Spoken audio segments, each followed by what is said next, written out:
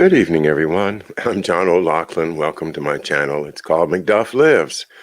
And tonight I'm doing a kind of a special show.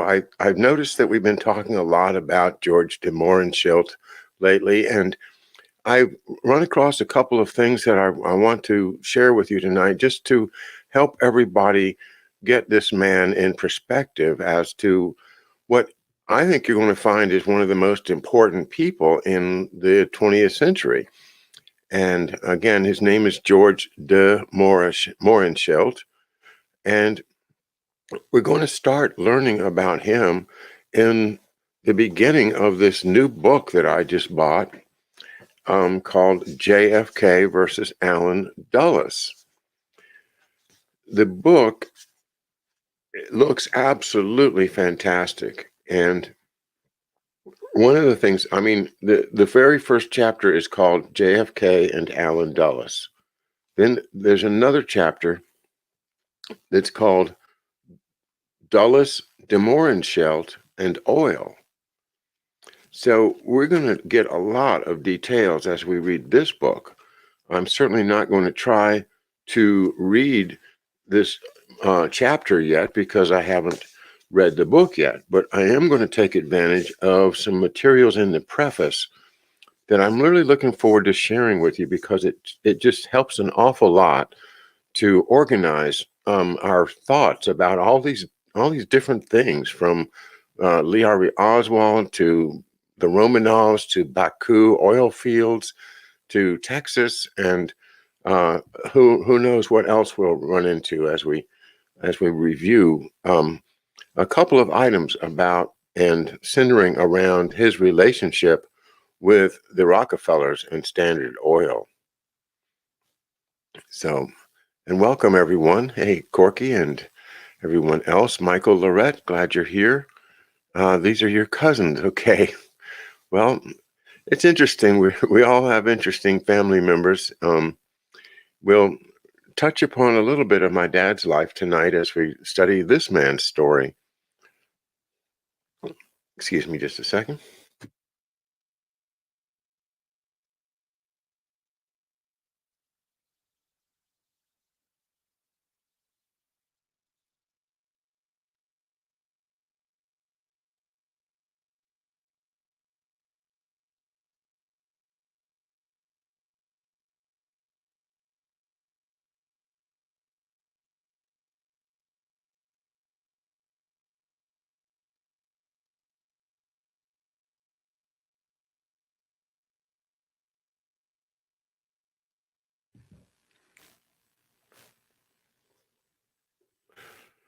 Hello, Tyrone Sargent. We are not goats. Right. I think you got that right. And tattered playlist, not a sheep. Well, I agree with you there too.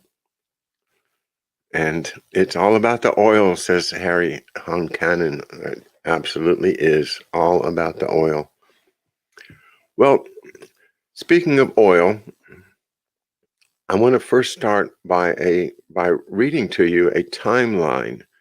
And I just love this timeline and the details that it brings us with regard to the very issues we've been studying. So just have a listen to this and consider it, if you can, in a kind of a across the decades way of how all this stuff from way back in 1859, where the timeline starts, up to 1965, where the account in this book ends. Well, 67, I should say.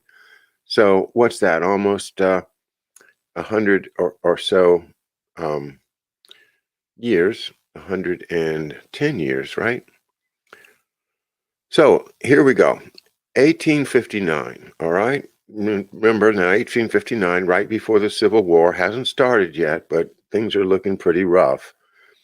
John D. Rockefeller, at 20 years old, starts a commission agency in Cleveland. Remember, we read about the Mephistopheles of Cleveland. Well, this is him. American Civil War demand for foodstuffs, clothing, and kerosene for the North. Profits soar. 1870, January 10th. John Rockefeller established Standard Oil Company with his younger brother William as vice president. Secret deals cut out most refineries in Cleveland. Quote, one of the most gigantic and dangerous conspiracies ever conceived, unquote, said the U.S. Congress. Rockefeller's effigy was hanged and burned. 1878.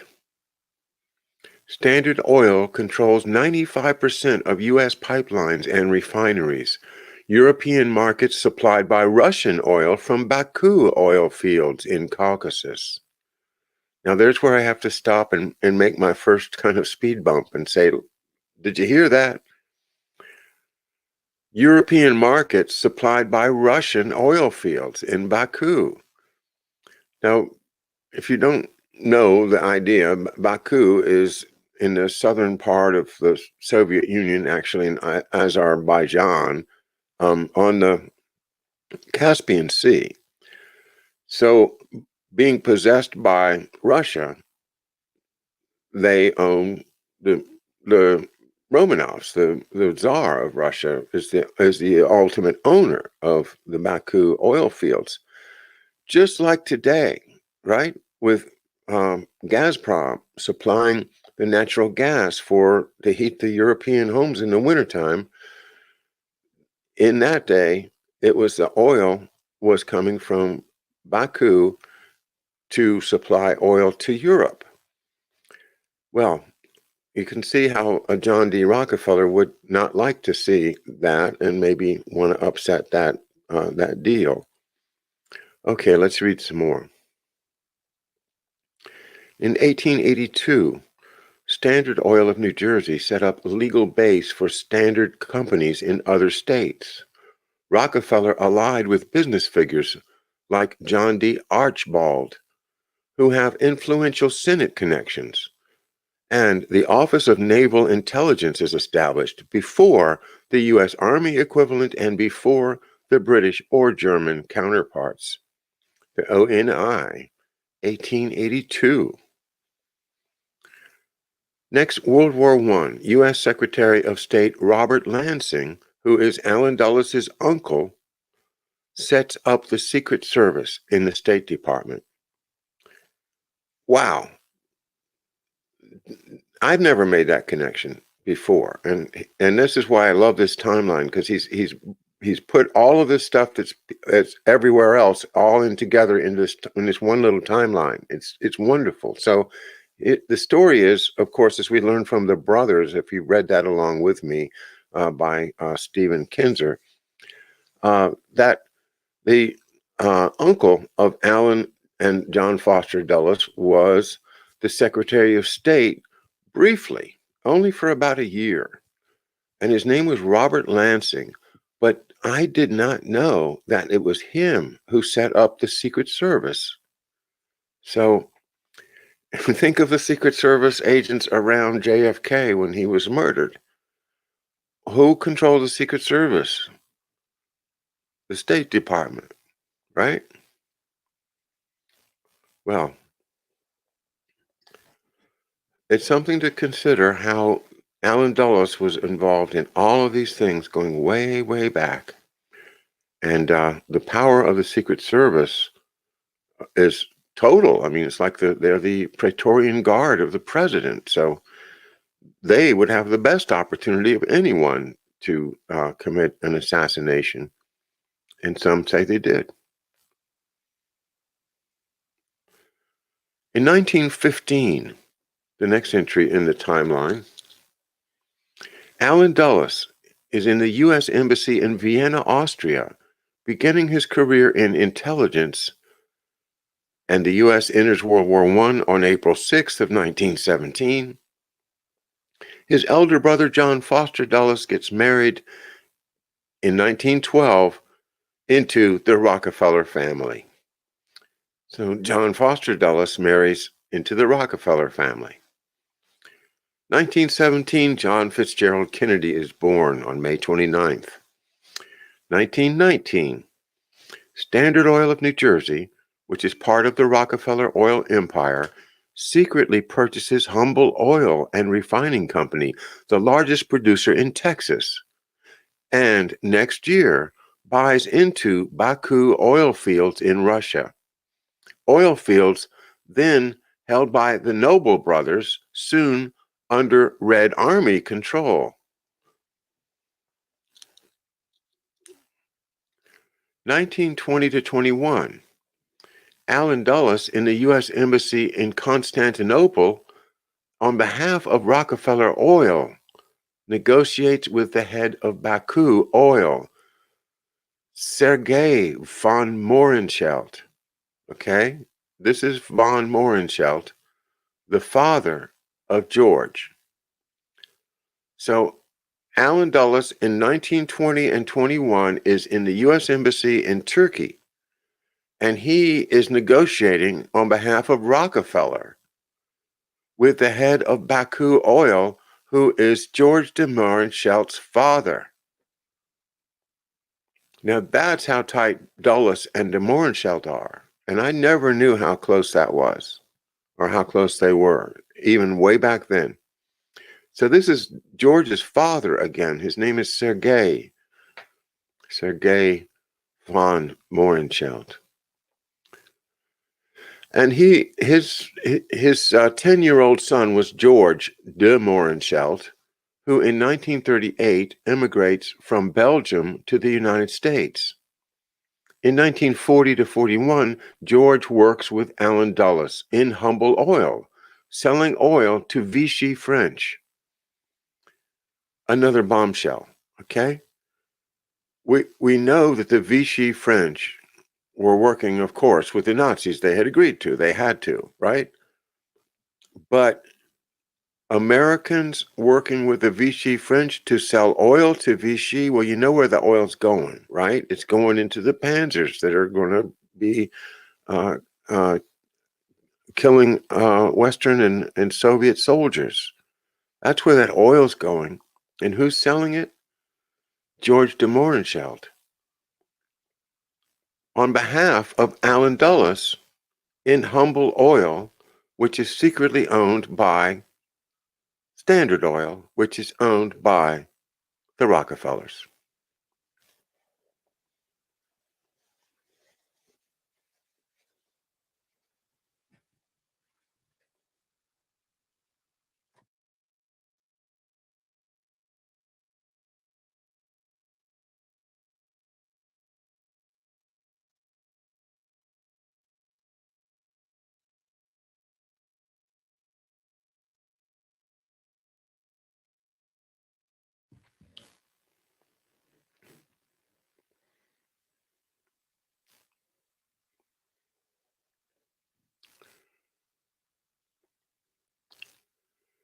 And then it says, in parentheses, George de Mohrenschildt in 1964 is a key witness for the Warren Commission, in which Allen Dulles is the dominant figure. Well, we know what's going to happen to de Mohrenschildt, unfortunately. 1933, Hitler's Nazi Party on the rise. Japan quits the League of Nations. The USA recognizes the USSR. In the Netherlands East Indies, new oil company formed, Standard Vacuum, or Stanvac. Of course, the Netherlands East Indies is Indonesia, and that's the basic subject of this book, JFK versus Allen Dulles. 1934, Standard of California, or SoCal, gets oil concession in the Netherlands East Indies, 10 million acres in Sumatra for drilling.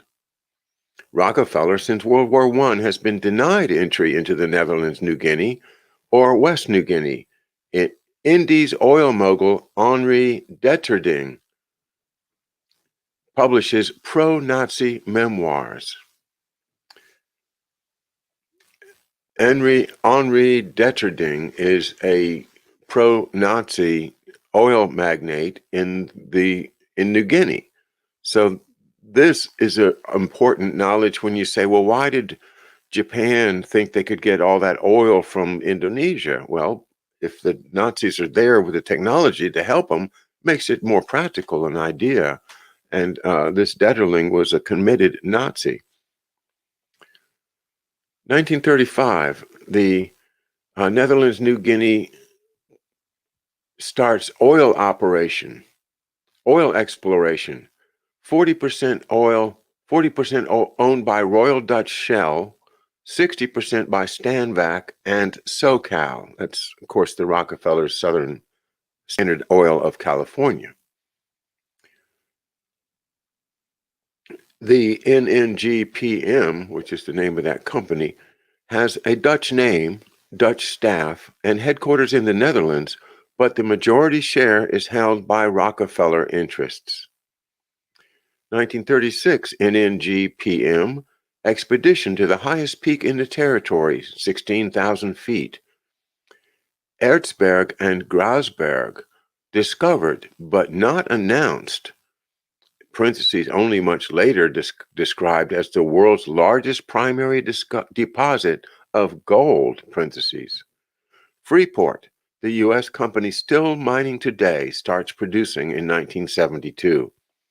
It's another thing I never knew, that the world's largest primary deposit of gold is in a mountain in New Guinea. And they've been mining it since 1972. 1941, Humble Oil conducts oil exploration in West New Guinea. 26,000 barrels per day is the largest well ever discovered in Southeast Asia, but not announced, as the Japanese Imperial Army is about to invade and war starts a few months later. Parentheses, rediscovered in 1972 after Sukarno replaced by Suharto. This oil has no sulfur, is exceptionally pure and light, and needs no refining. 1945, President Sukarno proclaims Indonesian independence from Dutch colonial rule. 4 years of armed struggle before Dutch transfer sovereignty of the Indies, excluding the Netherlands, New Guinea. 1958, Alan Dulles, now the director of Central Intelligence, uses the CIA to start Outer Islands Rebellion, the PRRI, supporting disparate Indonesian army commands in Sumatra and Sulawesi to attempt breakaway from Java. Dulles' actual aim is to create a unified Central Army Command in Jakarta.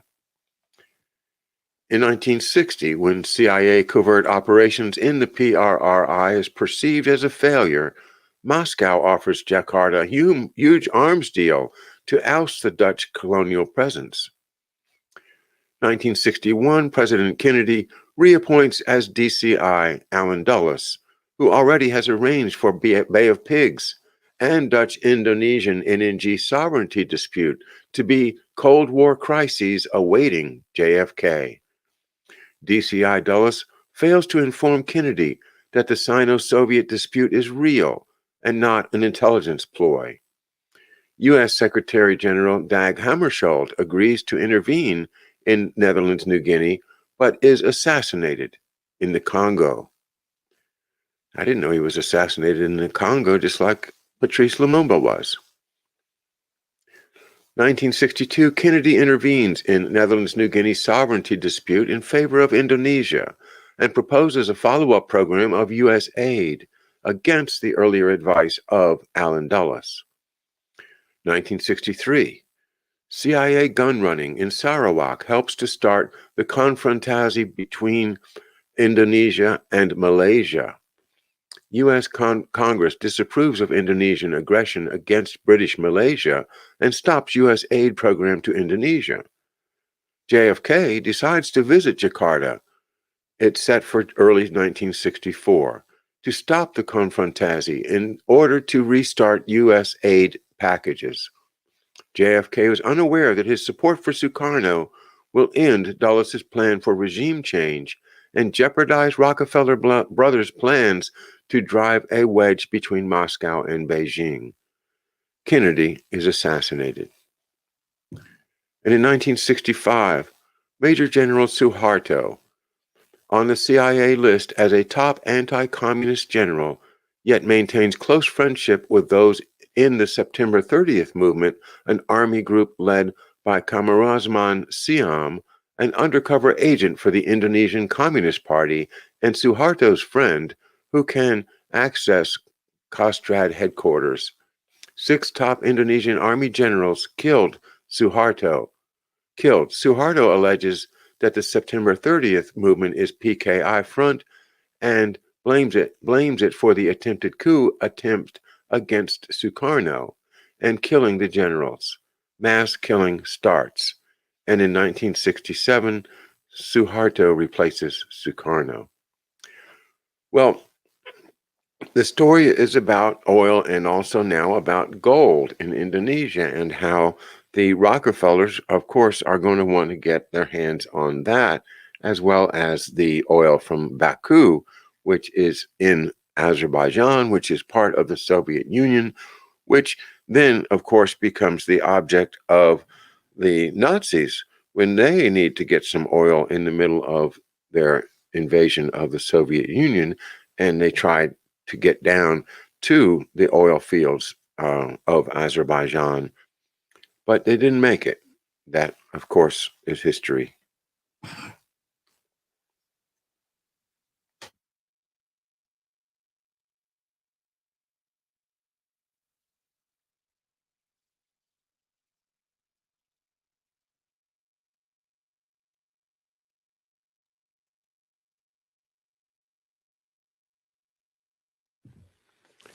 And now for a broader look at George de Mohrenschildt from the point of view of Lee Harvey Oswald and the Bush family. I'm going to read chapter 5 from Family of Secrets by Russ Baker. And here's this very famous book. I suspect a lot of you have read this before, but he's provided here the best summary of de Mohrenschildt and his involvement with history that I could find for a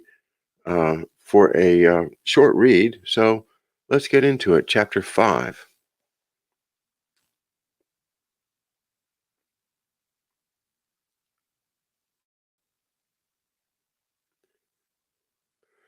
In 1976, more than a decade after the assassination of President John F. Kennedy, a letter arrived at the CIA addressed to its director, the Honorable George Bush. The letter was from a desperate-sounding man in Dallas who spoke regretfully of having been indiscreet in talking about Lee Harvey Oswald and begged Poppy for help. Maybe you will be able to bring a solution into the hopeless situation I find myself in. My wife and I find ourselves surrounded by some vigilantes. Our phone is bugged, and we are being followed everywhere. Either FBI is involved in this, or they do not want to accept my complaints. We are driven to insanity by this situation. Tried to write stupidly and unsuccessfully about Lee Harvey Oswald and must have angered a lot of people. Could you do something to remove this net around us? This will be my last request for help, and I will not annoy you anymore. The writer is signed himself, G. de Mohrenschildt.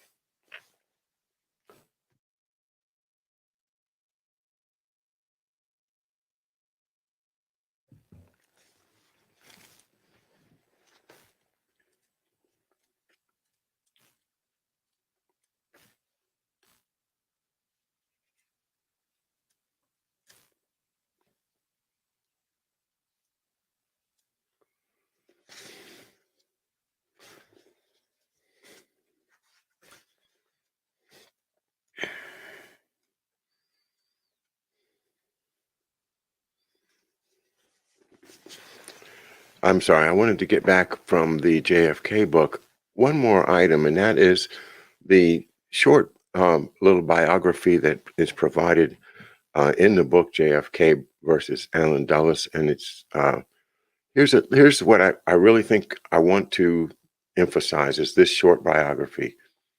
George de Mohrenschildt, born in Tsarist Russia, was a child when Allen Dulles first visited his father, who was the head of the Tsar's Baku oil fields at the time of the Russian Revolution. When he immigrated to the United States in 1938, he changed the nobulary particle in his name from von to de.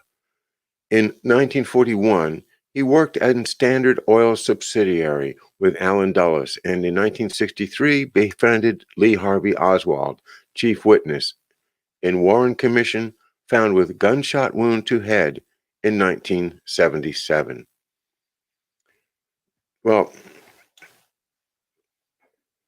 he met Allen Dulles when he was 10 years old and a citizen of the Russian Empire in Tsarist Russia. Or perhaps it was already in the revolution by then. But that idea that Allen Dulles was involved with his father, with him, and with his brother is, I think, very, very important when we consider what happened to President Kennedy and all of the secret operations that this de Mohrenschildt did. So now let's read from Russ Baker's book.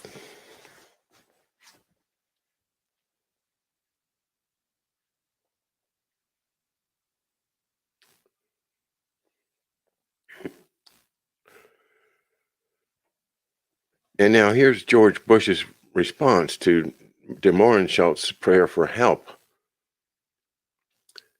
I do know this man, de Mohrenschildt. I first met him in the early 40s. He was an uncle to my Andover roommate. Later, he resurfaced in Dallas in the 50s, maybe. Then he surfaced when Oswald shot to prominence. Shot to prominence. All right, Poppy Bush. He knew Oswald before the assassination of President Kennedy. I don't recall his role in all this. Now the author, Russ Baker, says, not recall. Once again, Poppy Bush was having memory problems, and not about trivial matters. George de Mohrenschildt was not just the uncle of a roommate, but a longtime personal associate. Yet Poppy could not recall, or more precisely, claimed not to recall, the nature of de Mohrenschildt's relationship with the man believed to have assassinated the 35th president. This would have been an unusual lapse on anyone's part, but for the head of an American spy agency to exhibit such a blasé attitude in such an important matter was over the edge. And at that very moment, several federal investigations were looking into CIA abuses, including the agency's role in assassinations of foreign leaders. These investigations were heading toward what would become a reopened inquiry into Kennedy's death. Could it be that the lapse was not casual, and the acknowledgement of a distant relationship was a way to forestall inquiry into a closer one? Writing back to his old friend, Poppy assured the de Mohrenschildt that his fears were entirely unfounded. Yet half a year later, de Mohrenschildt was dead. The cause was officially determined to be suicide with a shotgun. Investigators combing through de Mohrenschildt's effects came upon his tattered address book, largely full of entries made in the 50s. Among them, though apparently eliciting no further inquiries on the part of the police, was an old entry from the CIA director with the Midland address where he had lived in the early days of Zapata. Bush, George H.W., Poppy, 1412 West Ohio, also Zapata Petroleum, Midland. So that shows a connection in the 50s between Poppy Bush and George de Mohrenschildt. When Poppy told his staff that his old friend de Mohrenschildt, quote, knew Oswald, that was an understatement. From 1962 through the spring of 1963, de Mohrenschildt was by far the principal influence on Oswald, the older man who guided every step of his life. De Mohrenschildt had helped Oswald find jobs and apartments, had taken him to meetings and social gatherings, and generally had assisted with the most minute aspects of life for Lee Oswald, his Russian wife Marina, and their baby. De Mohrenschildt's relationship with Oswald has tantalized and perplexed investigators and researchers for decades. In 1964, de Mohrenschildt and his wife Jeanne testified to the Warren Commission, which spent more time with them than any other witness, possibly excepting Oswald's widow, Marina.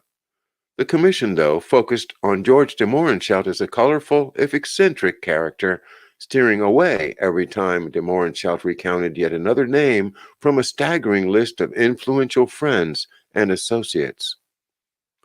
In the end, the commission simply concluded in its final report that these must all be coincidences and nothing more. The de Mohrenschildts, the commission said, apparently had nothing to do with the assassination. Even the Warren Commission counsel who questioned George de Mohrenschildt appeared to acknowledge that the Russian émigré was what might euphemistically be called an international businessman. For most of his adult life, de Mohrenschildt had traveled the world ostensibly seeking business opportunities involving a variety of natural resources. Some, such as oil and uranium, of great strategic value.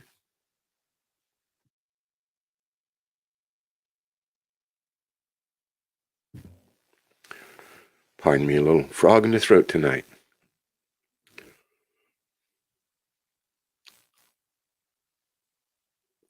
The timing of his overseas ventures was remarkable. Invariably, when he was passing through town, a covert or even overt operation appeared to be unfolding. An invasion, a coup, that sort of thing. For example, in 1961, as exiled Cubans and their CIA support team prepared for the Bay of Pigs invasion in Guatemala, George de Mohrenschildt and his wife passed through Guatemala City on what they told friends was a month-long walking tour of the Central American Isthmus. On another occasion, the de Mohrenschildts appeared in Mexico on oil business just as a Soviet leader arrived on a similar mission, and even happened to meet the communist official. In a third instance, they landed in Haiti shortly before an unsuccessful coup against its president that had U.S. fingerprints on it. A Russian-born society figure was a friend both of the family of President Kennedy and his assassin, Lee Harvey Oswald. Think about that. He was a friend both of the Kennedy family, and that through the Bouvier side, and Lee Harvey Oswald. A series of strange coincidences providing the only known link between the two families before Oswald fired the shot killing Mr. Kennedy in Dallas a year ago was described in testimony before the Warren Commission by George de Mohrenschildt. He was actually much more intriguing and mystifying. As Norman Mailer noted in his book Oswald's Tale, de Mohrenschildt possessed an eclecticism that made him delight in presenting himself as right-wing, left-wing, a moralist, an aristocrat, a nihilist, a snob, an atheist, a Republican, a Kennedy lover, a desegregationist, an intimate of oil tycoons, a bohemian, a socialite, plus a quondam Nazi apologist once a year.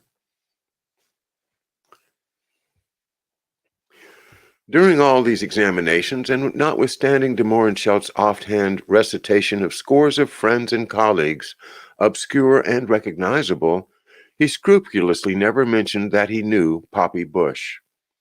Nor did investigators uncover the fact that in the spring of 1963, immediately after his final communication with Oswald, de Mohrenschildt had traveled to New York and Washington for meetings with CIA and military intelligence officials.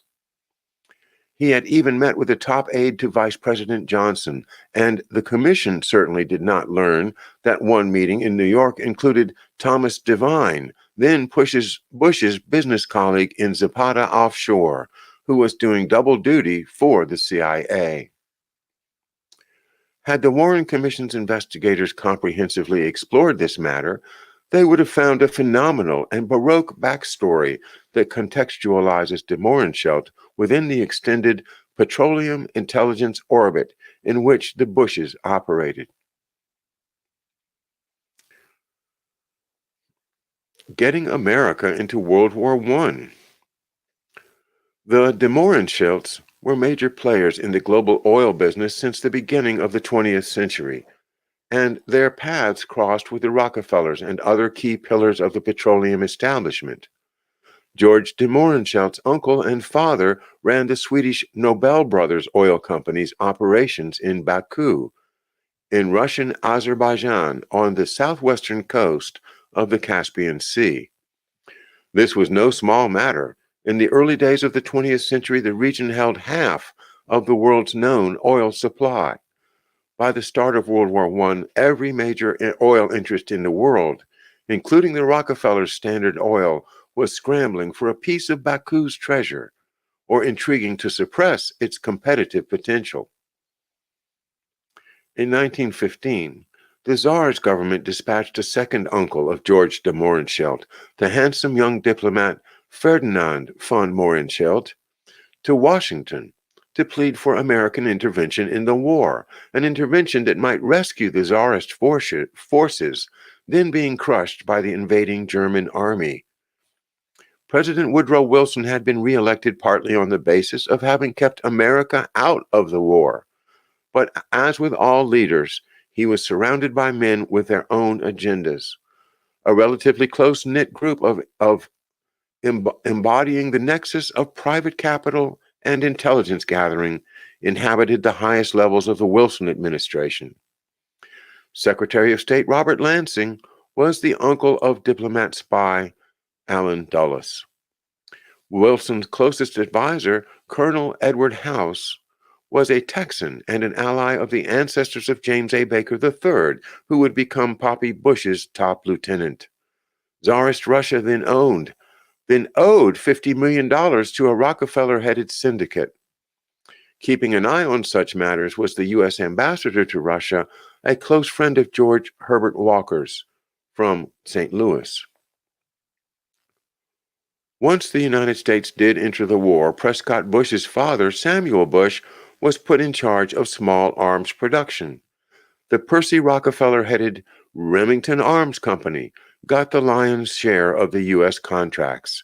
It sold millions of dollars worth of rifles to Tsarist forces, while it also profited handsomely from deals with the Germans. In 1917, Ferdinand von Mohrenschildt's mission to bring America into the World War was successful on a number of levels. Newspaper clippings of the time show him to be an instant hit on the Newport, Rhode Island millionaires circuit. He was often in the company of Mrs. J. Borden Harriman, of the family then befriending Prescott Bush and about to hire Prescott's future father-in-law, George Herbert Walker. Not long after that, Ferdinand married the step-granddaughter of President Woodrow Wilson. In quick succession, the United States entered World War I, and the newlywed Ferdinand unexpectedly died. The von Mohrenschildt family fled Russia along with the rest of the aristocracy. Emmanuel Nobel sold off half of the Baku holdings to Standard Oil of New Jersey, with John D. Rockefeller Jr. personally authorizing the payment of $11.5 million. Over the next couple of decades, members of the defeated White Russian movement, which opposed the Bolsheviks and fought the Red Army from the 1917 October Revolution until 1923, would find shelter in the United States, a country that shared the anti-communist movement's ideological sentiments. Bush and de Mohrenschildt families deeply intertwined. In 1920, Ferdinand's nephew Dmitri von Mohrenschildt, the older brother of George, arrived in the United States and entered Yale University. His admission was likely smoothed by the connections of the Harriman family, which soon persuaded the Bolshevik Russian government to allow them to reactivate the Baku oil fields. That, I have to stop and take a breath, okay? There's a deal here, right? With Mohrenschildt brokering the deal. The deal is, Harriman, i.e. Rockefeller, can reactivate the Baku oil fields, and Dmitri von Mohrenschildt gets admitted to the United States and to Yale. This is big business, okay? At that point, the Harriman operation was being directed by the brilliant international money man George Herbert Walker, the grandfather of Poppy Bush. The Soviets had expropriated the assets of the Russian ruling class, not least the oil fields. Though ultimately willing to cooperate with some Western companies, the communists had created an army of angry white Russian opponents who vowed to exact revenge and regain their holdings. This group, trading on an American fascination with titles, was soon ensconced in and often intermarried with the East Coast establishment. The New York newspapers of the day were full of reports of dinners and teas hosted by Prince this and Count that at the top of Manhattan hotels. Dmitri von Mohrenschildt plunged into this milieu. After graduating from Yale, he was offered a position teaching the young scions of the new oil aristocracy at the exclusive Loomis School near Hartford, Connecticut, where John D. Rockefeller III was a student and his brother Winthrop soon would be. There, Dmitri became friendly with Roland and Winifred Betty Cartwright Holland Hooker, who were prominent local citizens. Roland Hooker was enormously well connected. His father had been the mayor of Hartford. His family members were close friends of the Bouviers, Jackie Kennedy's father's family, and his sister was married to Prince Melikov, a former officer in the Imperial Russian Army. All right, now a personal note, because you heard the mention of Loomis School, which is my father's also his alma mater. So let's tie that together. So Dmitri von Mohrenschildt graduated from Yale and got a position teaching at Loomis School. He was not there by the time my father arrived in 1934, but this description of the milieu, that these are the scions of the oil money that are being sent to the exclusive Loomis School. That is what's so striking about what happened to my father, because he grew up in basically upwardly mobile but still struggling Irish American family, and something happened that caused them to kind of pluck him out of public school and put him into Loomis. And I don't know what it was. I don't know whether it was some old obligation that the family had made in the past, whether it was something new that came along through the Hartford Insurance Company with my Uncle John's connections. But the other thing that resonates with me is that they mention here that Roland Hooker was enormously well connected. His father had been the mayor of Hartford. Well, my Uncle John's wife's father had also been the mayor of Hartford. So my family was really almost on the edge of making it into the, you know, but as you know, as we know from Professor Hamamoto's great work, The Servitors of Empire, that you're never going to be more than a servitor unless you are in one of the old families to begin with. That's the way the oligarchy maintains its power. And I think that is Loomis School, a beautiful, beautiful campus, isn't it? Pardon me.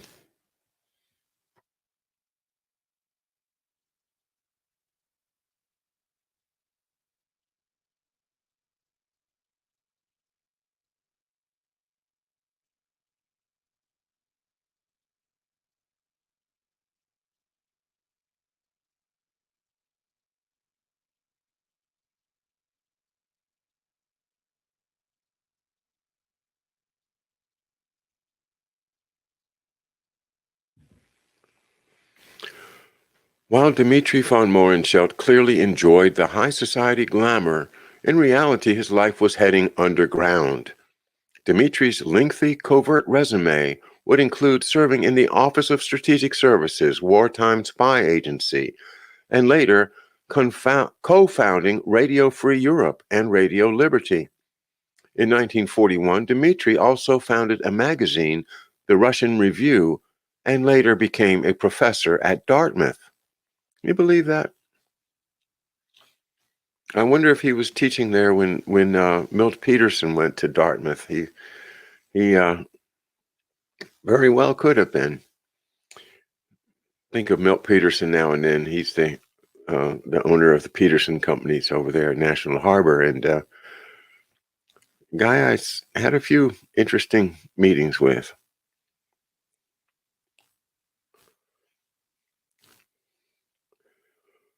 When the Hooker marriage unraveled, Dmitri began seeing Betty Hooker.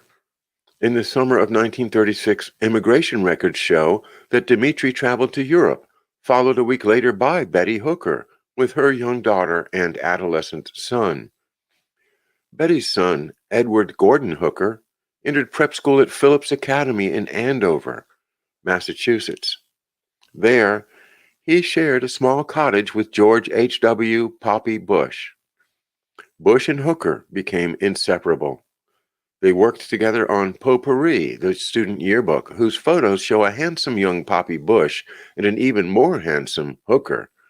The friendship would continue in 1942 when both Bush and Hooker, barely 18, enlisted in the Navy and served as pilots in the Pacific. Afterward, they would be together at Yale. When Hooker married, Poppy served as an usher. The relationship between Bush and Hooker lasted for 3 decades, until 1967 when Hooker died of an apparent heart attack. He was just 43. 6 years after Hooker's death, Poppy Bush would serve as surrogate father, giving away Hooker's daughter at her wedding to Ames Braga, scion of a Castro-expropriated Cuban sugar dynasty. The relationship couldn't have been much closer, yet Bush never mentions Hooker in his memoirs or published recollections, even though he finds room for scores of more marginal figures. Certainly his family was aware of Hooker. Poppy's prep school living arrangements would have mattered to Prescott Bush. The Bush clan is famously gregarious, and like many wealthy families, it puts great stock in the establishment of social networks that translate into influence and advantage. Prescott took a strong interest in meeting his children's friends and the friends' parents, as expressed in family correspondence and memoirs. Moreover, as prominent Connecticut family with deep colonial roots, the Hookers would have had great appeal for Prescott Bush, an up-and-coming Connecticut resident with political aspirations and a great interest in the genealogy of America's upper classes. In 1937, Betty Hooker and Dmitri von Mohrenschildt married. By then, Dmitri had been hired by Henry Luce as a stringer for Time magazine. Prescott would likely have been, excuse me,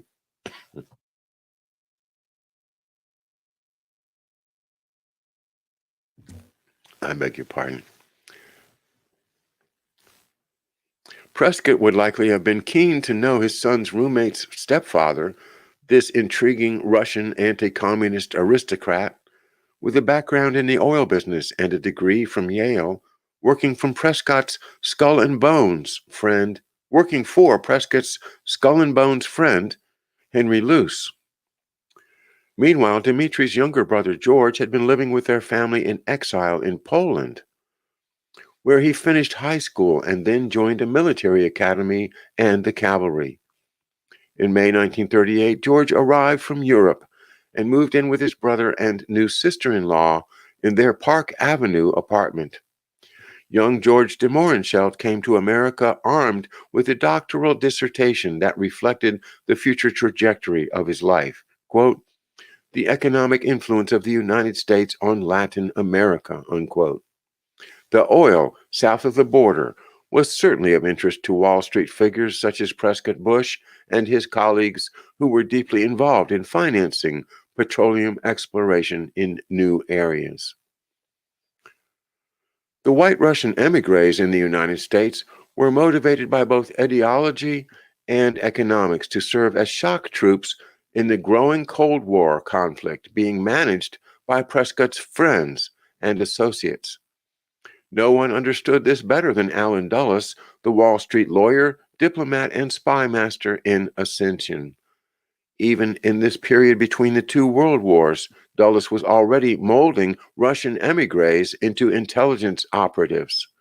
He moved back and forth between government service and Wall Street lawyering with the firm Sullivan and Cromwell, whose clients included United Fruit and Brown Brothers Harriman. The latter was at that time led by Averill and Roland Harriman and Prescott Bush. Whether in government or out, Dulles' interests and associates were largely the same. He seemed to enjoy the clandestine work more than the legal work. As Peter Gross notes in Gentleman's Spy, The Life of Allen Dulles, he worked during the 1940 presidential campaign to bring Russian, Polish, and Czechoslovak immigrants into the Republican camp. Quote, Allen's double life those first few months after Pearl Harbor had specific purpose, of course. The mysterious emigres he was cultivating in New York were potential assets for an intelligence network to penetrate Nazi Germany. Dmitri von Mohrenschildt was a star player in this game at a somewhat exalted level. He found sponsorship for a role as an academic and publisher specializing in anti-Bolshevik materials, and later became involved in more ambitious propaganda work with Radio Liberty and Radio Free Europe. Younger brother George was more willing to get his hands dirty. He took a job in the New York office of a French perfume company called Chevalier Garde, named for the Tsar's most elite troops, the Imperial Horse Guards.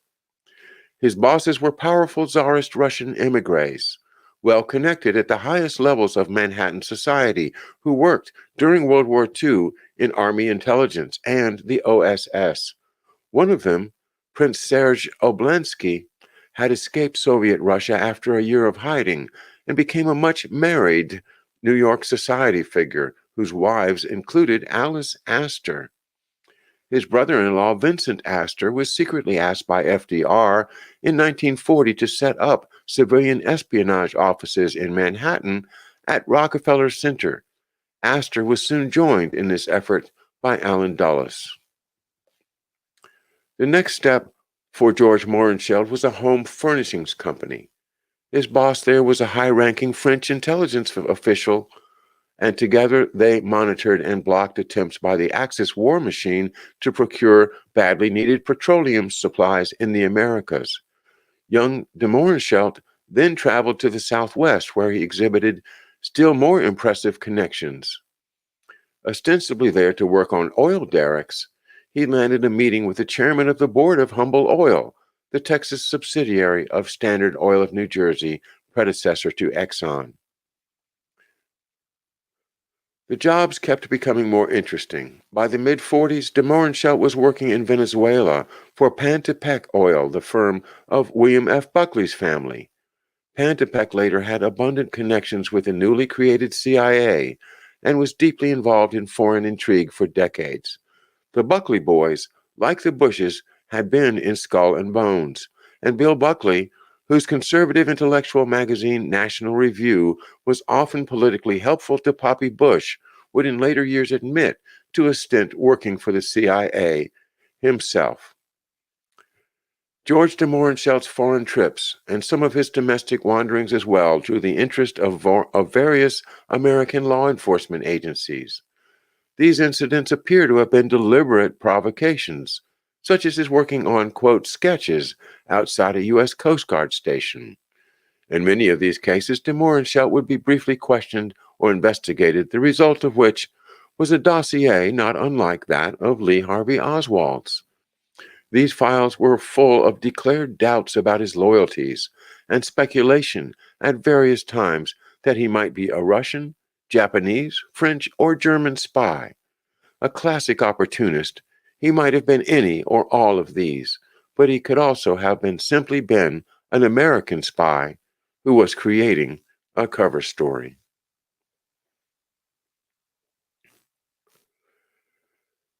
So these de Mohrenschildts, and we had four different ones mentioned tonight. The Sergei, the father, who was the agent of the Nobels and in the Baku oil, which is part of the Romanov Empire. Then that gets taken over by the communists. Uh, Along come the consortium of with the Rockefeller interest to purchase, and then the de Mohrenschildts come to the United States. Skull and Bones, the Loomis School, the intimate connections with the Bushes, and all of the intrigues, including the mentorship of Lee Harvey Oswald, and finally his death by shotgun in 1977, right before he was supposed to testify at another congressional hearing. This is a life of an intelligence agent, a spy, a businessman, a middleman, and somebody whose importance and his whole family ties the Rockefellers to the White Russians in a very intimate way that I think we probably haven't really appreciated enough yet in studying this history. See you tomorrow. Good night.